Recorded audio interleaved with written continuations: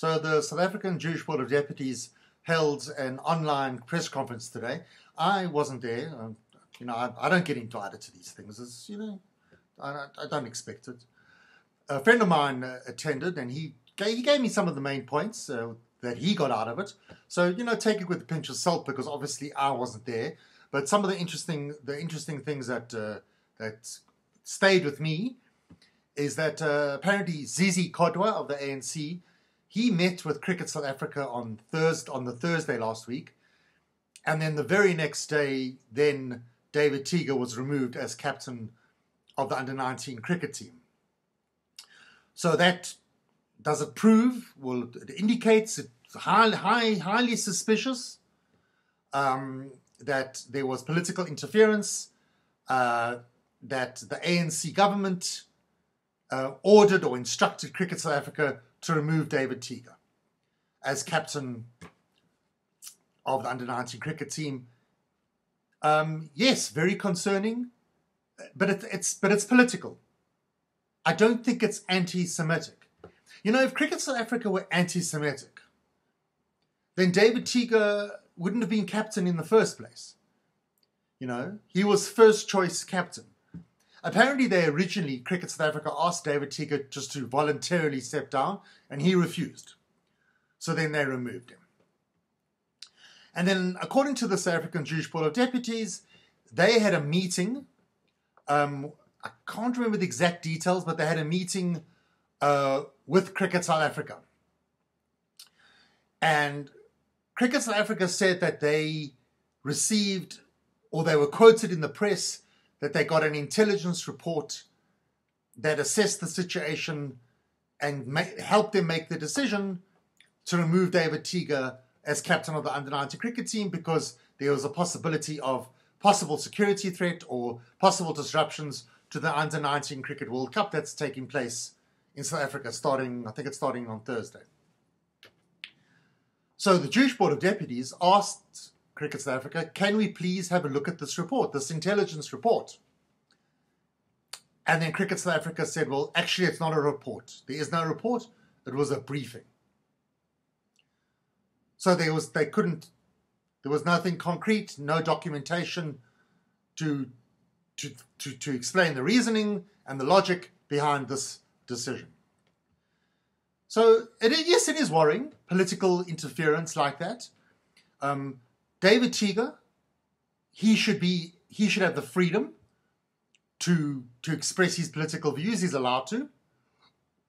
Apparently, the Muslim captain of the Stormers, surname's Murat, I forgot his first name, Muslim man, he voiced his solidarity and support for the Palestinians. I think our Springboks, Siya Kolisi, he's made political statements. I can't remember the details. But what David Teeger did went against the grain of the ANC government. And yes, it's very worrying. It's not good. It's not nice. But I don't think it's anti-Semitism. I really don't think so.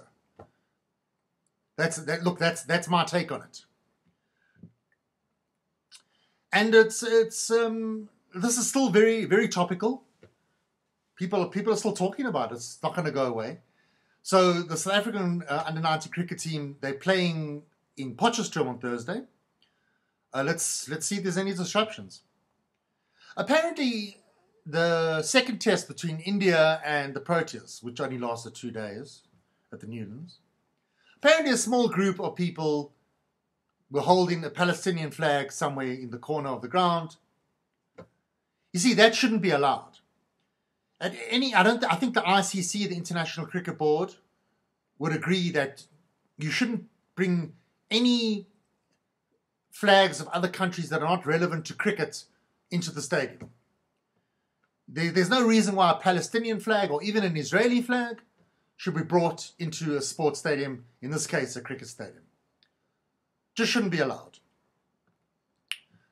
So the suspicion and the interpretation, and I'm beginning to lean towards this myself.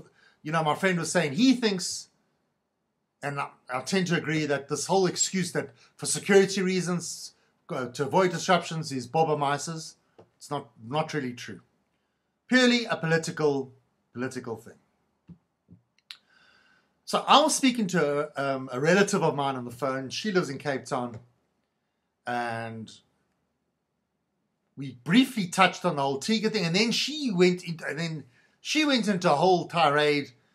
Now, this is onto another topic, but it's something that we've been dealing with.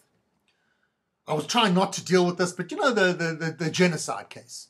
South Africa's case of genocide against Israel that was recently heard. A decision still to be made.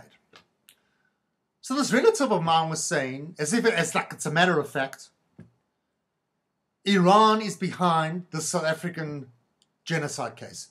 South Africa is a proxy of Iran. And Iran is given financial backing and maybe, I don't know, encouragement and support to these lawyers, these South African lawyers that presented at the Hague. And I said, how do you know this? And she made as if it was like a known fact. And then she explained that it was on Chai FM. Now, Chai FM is the Johannesburg Jewish community radio station, and there was an interview, and she didn't even know the presenter's name. Howard Feldman was interviewing the former CEO of the South African Institute of Race Relations. And she actually forwarded it to me. It's a 10-minute clip, and apparently it's doing its rounds because my other friend this evening over dinner, he brought it up as well. So the gist of it all, Frans Cronje was saying, and Howard Feldman was in total agreement, without any question, that South Africa is a proxy of Iran. Now, that suggests an official relationship that South Africa are doing things for Iran. Like Hamas is a proxy of Iran. The South African government is the same. That is the message. And our South African government are useful idiots. They're useful idiots for Iran.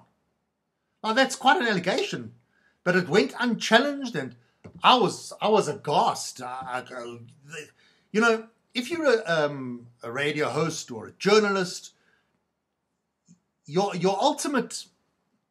main responsibility is to fact check, get to the truth, differentiate between facts and conspiracy theories. But overall, you know, you want to be authentic, and your information must be 100% accurate to the best of your ability. So no effort on behalf of Howard Feldman was made in this regard.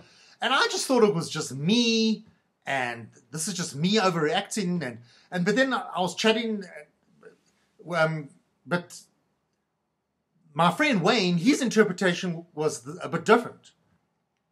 He agrees that no, South Africa can't be a proxy of Iran, but it's an interesting perspective. How could something be an interesting perspective if it's complete nonsense?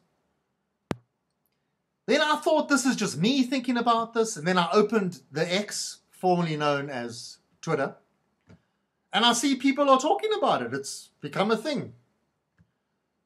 So I was thinking of like carrying on about it and, I don't know, complaining somewhere and writing a letter. I was going to get all involved.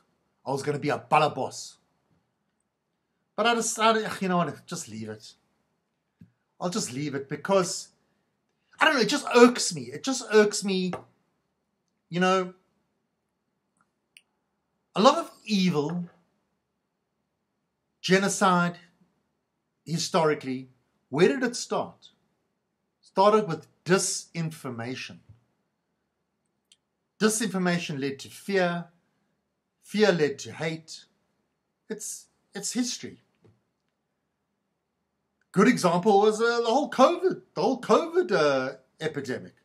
So much disinformation, and it's just so worrying. You know, I was discussing. We were discussing. I was saying, you know, journalists should do this and that. They must do the right thing. They must find the truth. And this friend turned to me. He said to me, "You know what? You're being idealistic." Journalists are not journalists anymore. They're influencers. They're looking for, they just want to influence. There's no fact checking, just sensationalist image, attention seeking. And it's quite a sad indictment.